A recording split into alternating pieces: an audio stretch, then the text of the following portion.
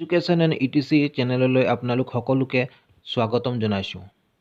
ভিডিঅ'টো বিশেষকৈ সেইসকল ব্যক্তিৰ কাৰণে বনোৱা হৈছে যিসকল ব্যক্তিয়ে যোৱা ৩ অক্টোবৰ তাৰিখে বিশেষ টেটত অৱতীৰ্ণ হৈছিলে। আমি সকলোৱে জানো বিশেষ টেট পাতিবলৈ চৰকাৰৰ মুঠেই ইচ্ছা নাছিলে। কিন্তু বিভিন্ন দল সংগঠনৰ হেঁচাত চৰকাৰে বিশেষ টেট পাতিবলৈ বাধ্য হৈছিলে। এই ক্ষেত্ৰত জ্যোতি কেন্দ্ৰ শিক্ষাকৰ্মী আৰু সংযোগী শিক্ষাকৰ্মীৰ ভূমিকা নুই কৰিব নোৱাৰি। চৰকাৰে বিশেষ টেট পাতিলে কিন্তু বিশেষ টেটৰ নামত কোনো ধৰণৰ বিশেষ সুবিধা প্ৰাৰ্থীসকলে নাপালে। যাৰ ফলত মাত্ৰ ৬৬৭ জন প্ৰাৰ্থী উত্তীৰ্ণ হ'বলৈ সক্ষম হ'ল। ১৪,০০০তকৈ অধিক প্ৰাৰ্থী মানসিকভাৱে ভাগি পৰিলে। সঁচাকৈ বিশেষ টেট প্ৰাৰ্থীসকলৰ লগত অন্যায় কৰা হ'ল। এইবোৰ আছিলে অতীতৰ কথা।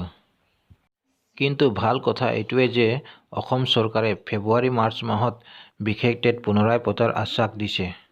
আৰু আমি চবেই জানো আশ্বাস দিয়া আৰু ইমপ্লিমেণ্ট কৰাৰ মাজত কিমান গেপ আছে। ভিডিঅ'টো প্ৰস্তুত কৰাৰ মুখ্য উদ্দেশ্য এইটোৱেই যে অহা ইংৰাজী ২১ আৰু ২২ তাৰিখে সদৌ অসম ই.ভি. সন্থা আৰু সংযোগী শিক্ষাকৰ্মী সন্থাই বিশেষ টেটৰ দাবীত সৰ্বশিক্ষা মিছন কাৰ্যালয় আৰু অসম মাধ্যমিক শিক্ষা পৰিষদ কাৰ্যালয় ঘেৰাও কাৰ্যসূচী হাতত লোৱা কথাখিনি আপোনালোকক অৱগত কৰোৱা। উক্ত কাৰ্যসূচী সফল ৰূপায়ণ কৰিবৰ কাৰণে আপোনালোক সকলোৰে উপস্থিতি একেবাৰে অনিবাৰ্য। আমি জানো যে এনেকুৱা ধৰণৰ কাৰ্যসূচীত মেজৰিটি কিমান মেটাৰ কৰে। দেখা গৈছে উক্ত কাৰ্যসূচী মাত্ৰ ২টা কম্পনেণ্টৰ ইউনিয়নেই আহ্বান জনাইছে।